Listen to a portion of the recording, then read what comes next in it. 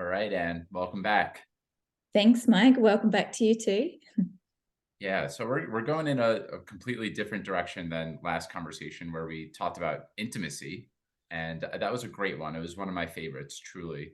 And today we're going to talk about optimization and what are we optimizing for.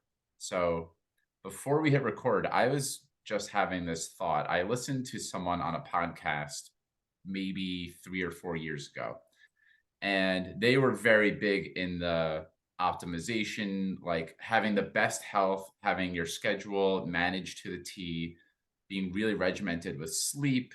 Everything was structured and in a certain order, and we'll put in air quotes, the best. And I think that it was Max Lugavere. I don't know if you're familiar with him, a nutrition Mm. expert, and one of his friends, two people that are they were at the peaks of their career. They probably still are to a certain extent, but one of them was saying, if you are optimizing your life to the point that you don't have time to walk your dog, meaning you're outsourcing that and hiring someone else to walk your dog, then it might be time to reevaluate what you're optimizing for. Like, why are we doing all of this stuff? Why are we getting our groceries delivered? And I think it's a really important question to just slow down and ask yourself, what am I trying to create time for? What would I be doing if everything were optimized? So I love this inquiry, and I'd be curious to hear just what comes up for you as you sit with this question. It doesn't have to be what you're optimizing for, but what are some thoughts you have about this topic? Yeah, well, it's such a big one, and I think it's a really nice one to land on in this time, because most of my social networking is done on LinkedIn, and I'm just seeing so many posts, so many discussions there on optimization, and that's always my question as well. Is like, what are we optimizing for? Like, what's really going on here? I think the grocery delivery one is one that stands out for me, and also with some of these really fast delivery services. We have quite a lot here in Amsterdam where you can literally just get on your phone, order some groceries, and in less than 15 minutes, somebody's at your doorstep with your groceries, puffing from riding a bike so quickly. Um, but during the lockdown, my partner and I, we started using that. It's like you use it like once just because one day, I don't know, it's raining and you don't want to go out, and then it's like, oh, that was really easy and convenient. Mm, Let's do it again. Let's do it again. And then all of a sudden, you're just missing out on that aspect of really going to the store and engaging with your food more deeply. And for me, it's almost taking away a resistance that I think like should be there, at least in the context of my life. I like having that task to do because I think I get better by doing it, better by engaging with it. mm, And I think it's important to go through that question in whatever it is that we're trying to optimize. Why are we outsourcing that thing? It's quite a trendy thing, at least here in Europe, to have a cleaner for the house. I know in different parts of the world, there's different cultural influences there as well. But I sort of think with my lifestyle, I can keep cleaning my house, and I mm. actually I like the vigor of it, and um I like engaging with it. I mean, it's not like I jump out of bed and go, yeah, I'm going to clean the toilet today, but it's being close to life. And we spoke about intimacy in our last episode, but this to me is also there's a sort of intimacy in being engaged with, whether it's walking the dog, getting your groceries, cleaning the house. I think there's a lot of different lenses that we can look through this at, beyond just saving time, Mm. beyond just optimizing. Yeah. One of our shared values, I don't want to speak directly to what your values are or what's most important to you, but connection is a really big one for me. And I imagine that's near the top of the list for you. Mm. And simple things like going to a bank teller instead of going to the ATM, or going inside a grocery store yourself instead of having someone drop off the food for you.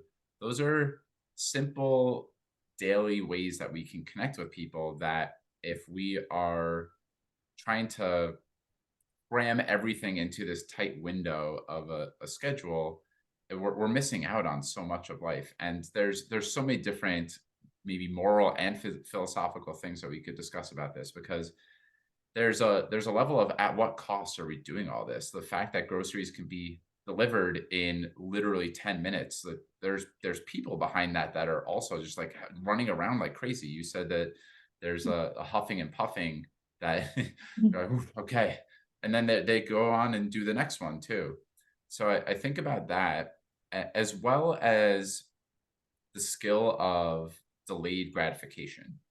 And it can be very fragile, in my estimation, to want the world at your fingertips at any given time. And I feel like there's an element of control in all of this. And what does it mean to let go of control?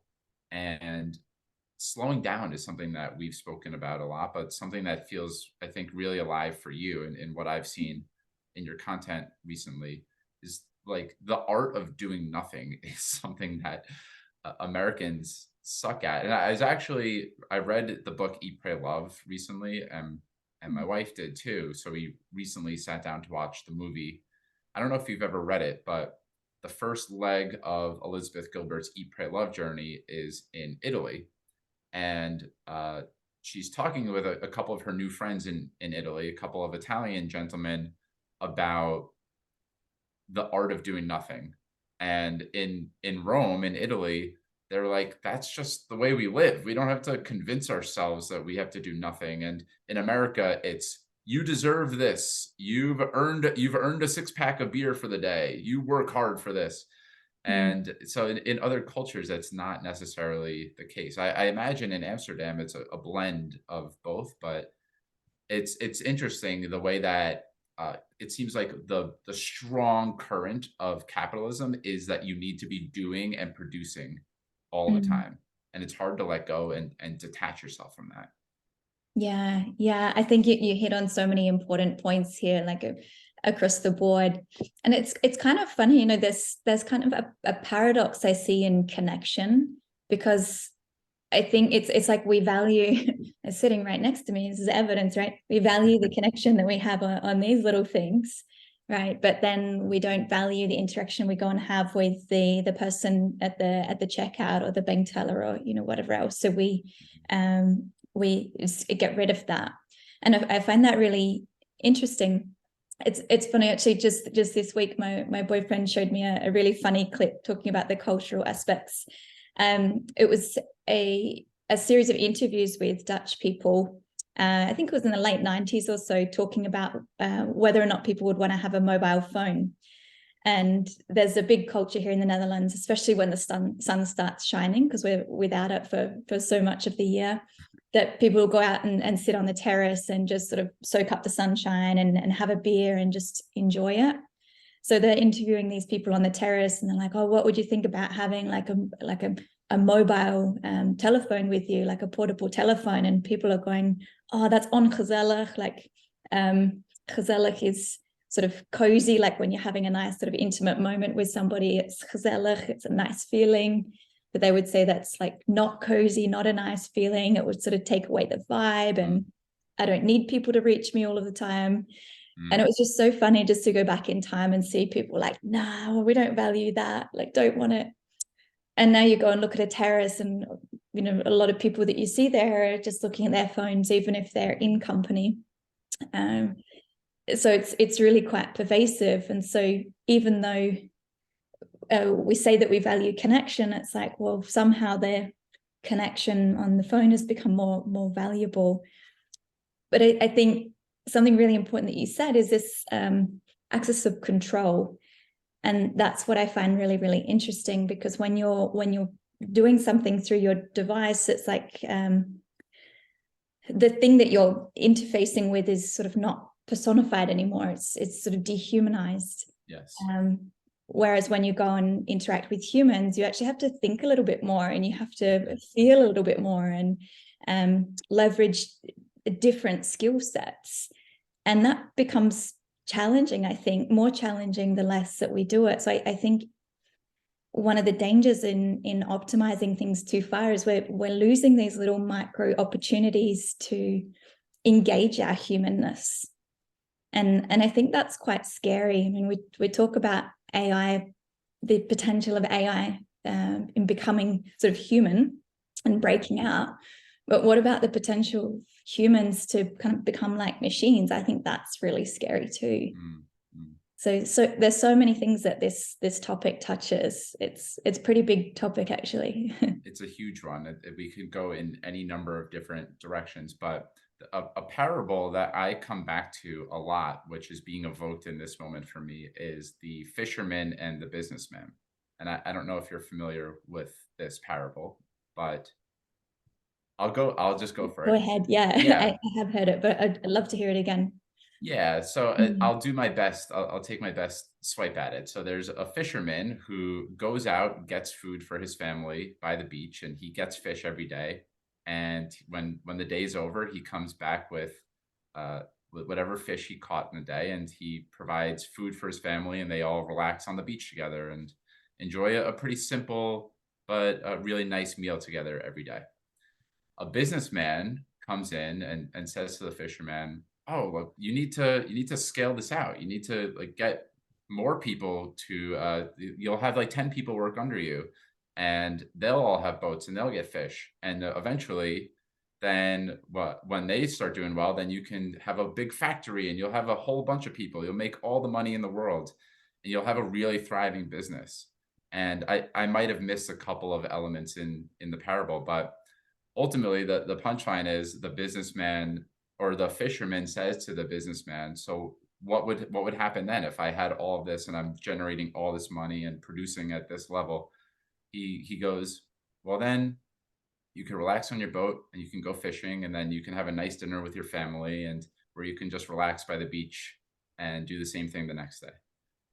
Mm. And it's that in a Beautiful. way, that's what we're pointing at with this Mm. optimization is that Yeah. ultimately, if you just keep getting better and producing more and being really efficient, you kind of you ultimately will get back to that place of, well, what do I do with the time that I have anyway? Mm. Yeah. Yeah, absolutely. Yeah, I love that parable. I think it's really, really powerful. And it's funny. I think this is a really like just to highlight the question that we started with again, like what are we optimizing for? I think Mm, it's really a great question, because I think the question that people ask, it's like how can I save time? How can I get time back? mm, But those are really quite strange questions to ask when you think about it, because you can't save time. But it's just that's not the nature of time. You can't get it back once it's past. It's past. There's only ever now, right? And we can get into mhm. all kinds of philosophical arguments that past and present, past and future are just ego concepts anyway, right? Mhm, But people are asking those questions, and the answers to those questions are going viral from what I see on LinkedIn. It's people are just lapping it up. It's like, I want more time, I want more time, I want more time. But I think it's so important to lean out and ask that very question. Yeah, what am I trying to do here? What's the bigger kind of story at play? Like, what's the meta story? Instead of looking really at that micro level of, I don't have enough time to get through my to-do list, so I'm going to implement time saving strategies. mm, So I think there's so much richness in this, and I think we could probably all answer it differently. for sure. Because maybe somebody doesn't have strong family connections, and that's not the most important thing to them, and they really want to have an impact in the world in a certain way.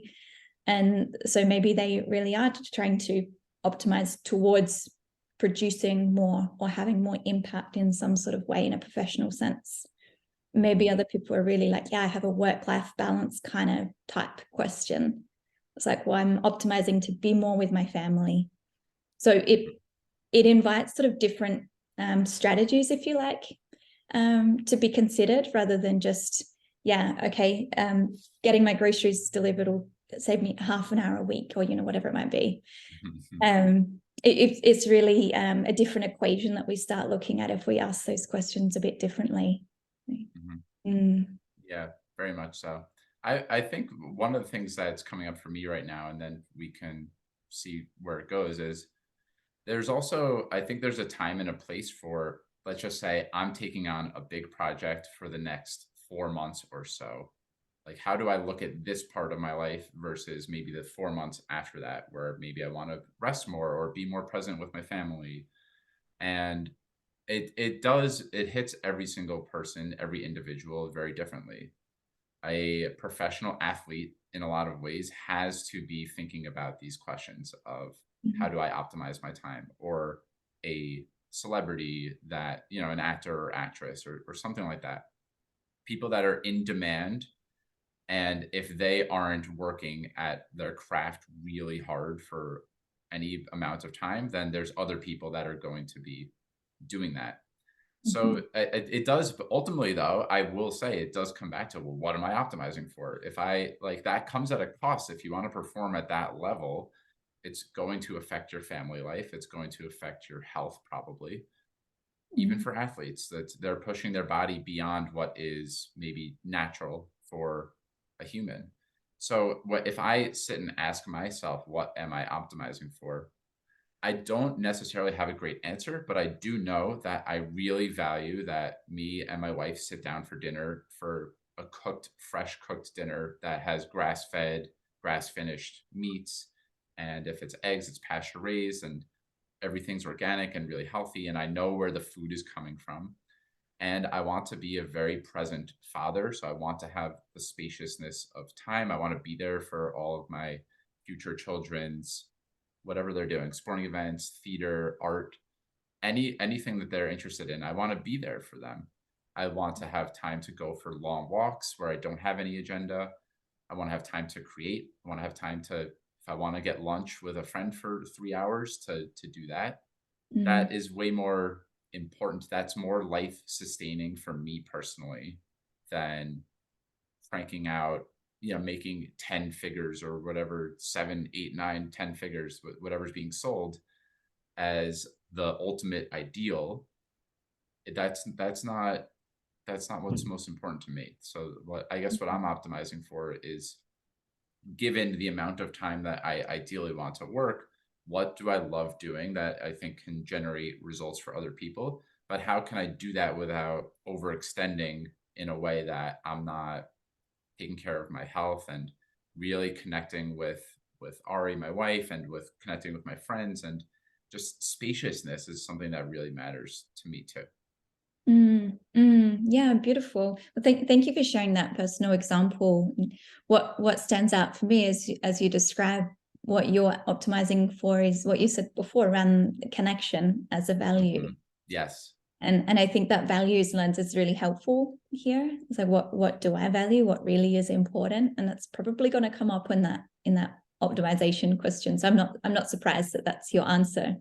Mhm. And yeah, spaciousness is something that I also really value, and I have it sort of baked into my agenda sort of by design. I think a lot of these people who are really into sort of structured time and optimization, they would be horrified looking at my agenda. Mhm. Um, but it's interesting, because I'm very good at filling my time, and I try to be present with my needs as they kind of arise in time. And sometimes you can sort of see that in advance, and sometimes it's just like, oh, you know what? Like my mental focus has just been really strong for the last few hours, and I just need to go outside and take a walk and get some fresh air. And Mhm. being present to what those needs are from moment to moment is also important. And I think sometimes when we overschedule and over optimize, we can get a little bit detached from that. Presence Mhm. is a concept you also spoke about this week. So I think that Yeah. one as well can be sort of thrown into this part of how do we create a life that we can actually enjoy, and that's sort of just a different way of asking that question we started with, what am I optimizing for? But maybe some people don't like enjoyment. maybe that's not what they're Maybe. going for. So a bit of my own bias in that, but yeah, my question's probably the answer for myself to that question is probably quite similar to yours. I think it's connection. I think meaning and impact do also Yeah. come into it for me, and that's somewhat disconnected as well from the financial side, which can sometimes lead me up the garden path a little bit. Mm. Me too. but yeah, it's there. Mm. So might be a little bit of the connection piece in that. But I think it's something that we all get to really sit with and reflect on for ourselves. Like, what are we actually trying to achieve? Because it's really fashionable at the moment to optimize, but not at all costs, as you pointed to. Yeah.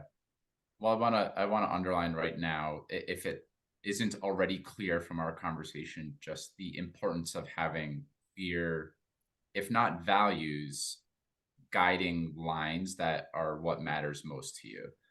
I come back to that all the time. What matters to me? What's actually important to me?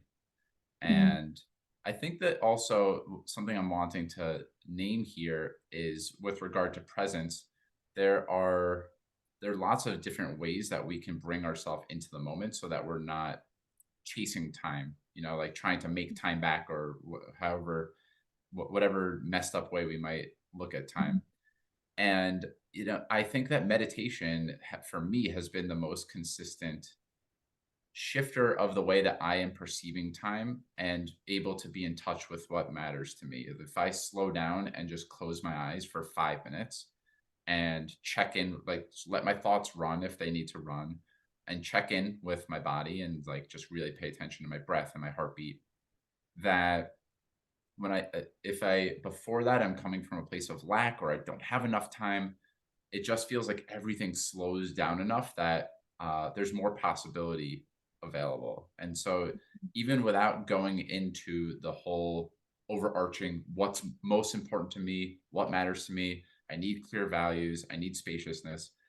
If you just take a few minutes to be still and do nothing, and one of the ways to do that is to meditate, just noticing your thoughts and noticing what's happening in your body and slowing down, then I find that to be a much more sustainable way. Then it doesn't matter if you're optimizing for joy or productivity or stillness or whatever. You'll be more clear on what matters to you by just slowing down. If I guess another thing I'll say is that that's going to be uncomfortable if you haven't done that before. But on the other mm. side of that, there's usually the clarity and the stillness that I'm pointing to.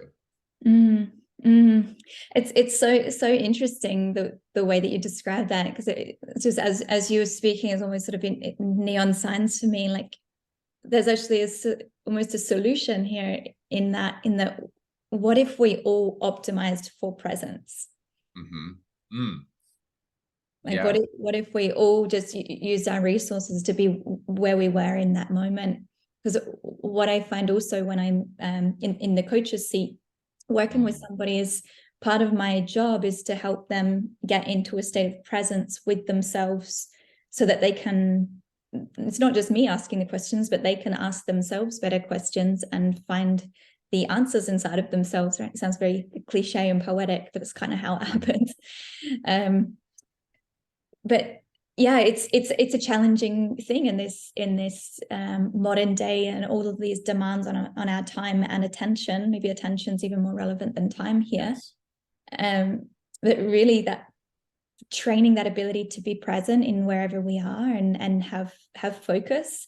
There's actually, I believe, some research that says that people who are able to be more focused are generally more content. I caught that on a Andrew Huberman Mm, podcast recently.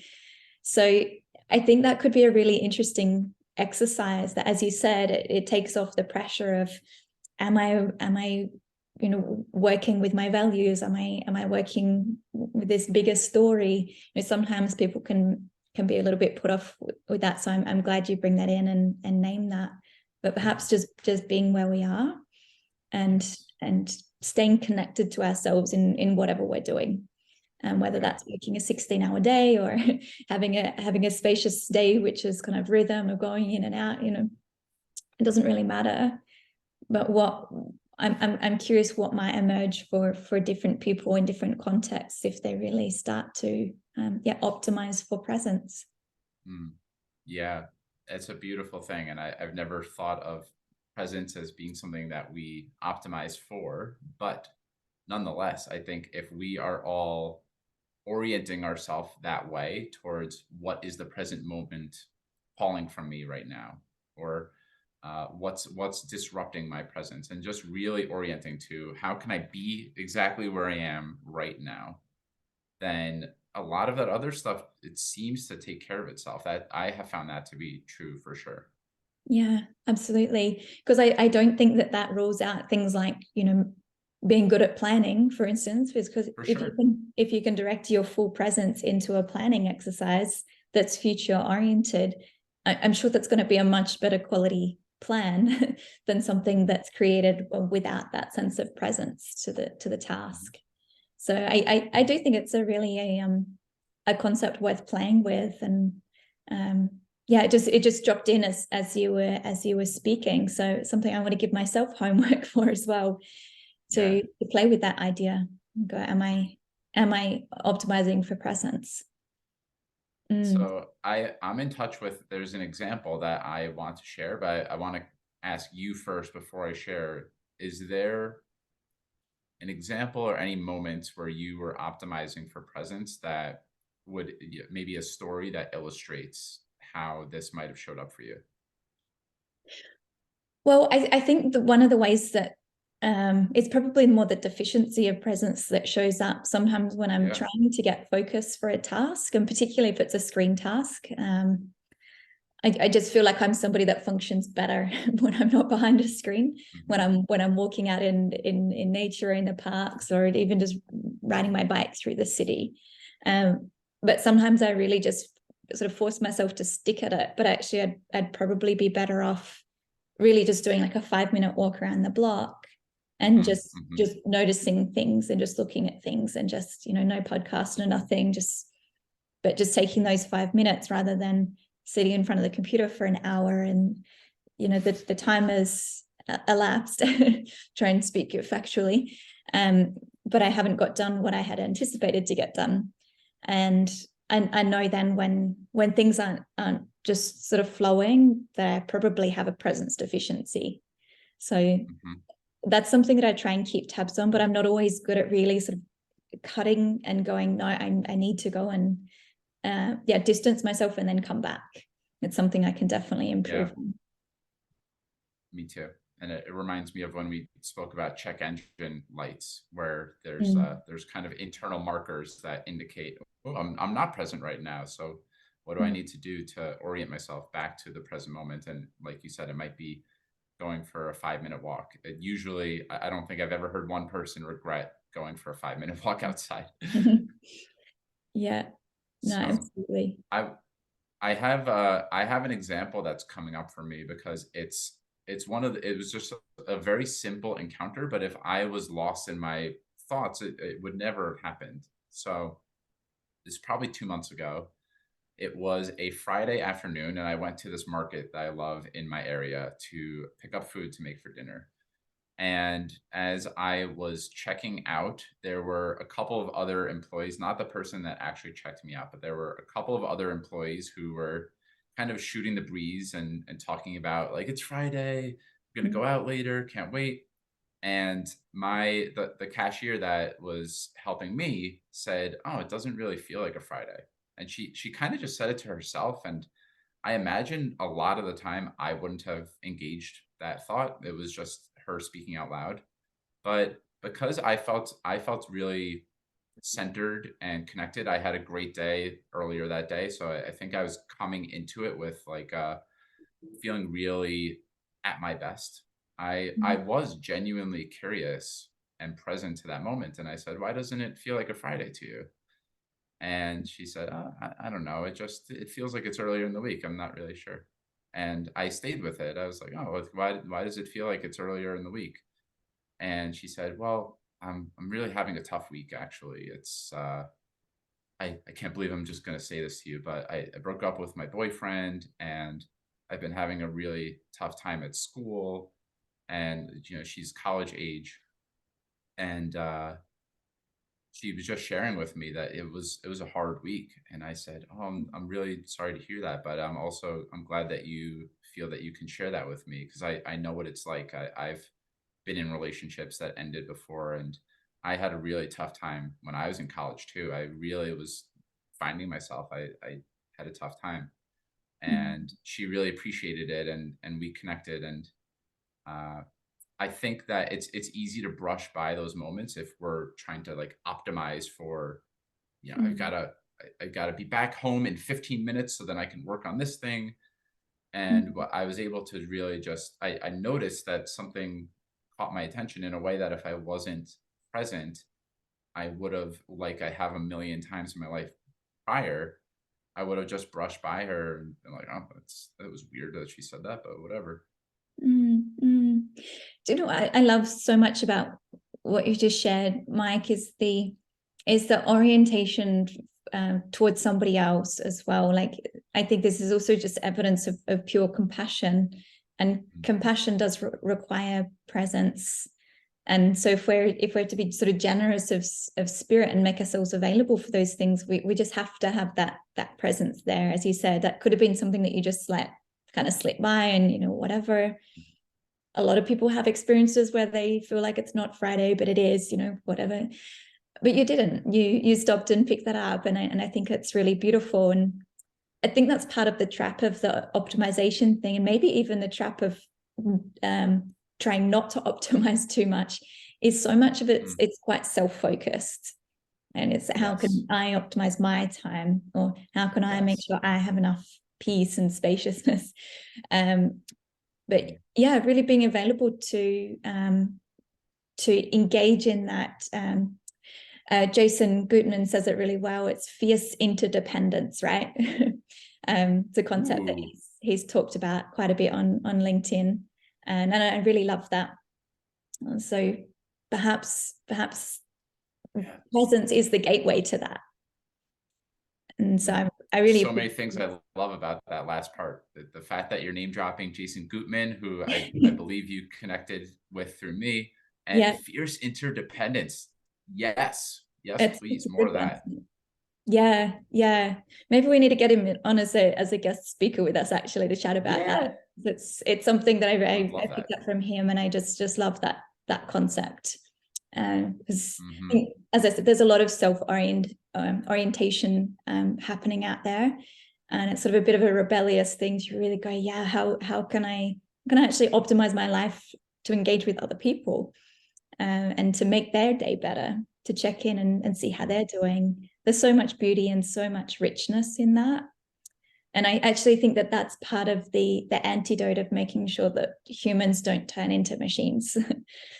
Really making sure we're bonded tightly, and coming back together, being available for each other. Well, and this was the medicine that I needed. As before, I don't think I shared this with you, but I've really been ruminating on how I can continue to expand the audience that I have with my podcast, and the way that I'm showing up on Instagram and LinkedIn. And this is really grounding in, okay, let's get back to tried and true principles, Mike. This is what really matters to you. That stuff, it's okay to want that, but like this is really what home base is. Well, it sounds like we both have a homework exercise in this to double down on our fierce interdependence. That's right. Yeah, and inviting the listeners into this as well, those watching along. As always, we love to hear what people take from these conversations and what lands. So yeah, I would love to open the floor to any questions that people have in the comments. But yeah, it's been a joy connecting today, Mike. Thank you for the richness that you bring into the conversation, and you always have inspiring ideas for us to jam on. So yeah, I'm very grateful for that. Well, thank you, Anne, for the kind words, and the feeling is mutual. I always enjoy these conversations. Thank you, Mike. We'll see you for the next one. Adios, everyone.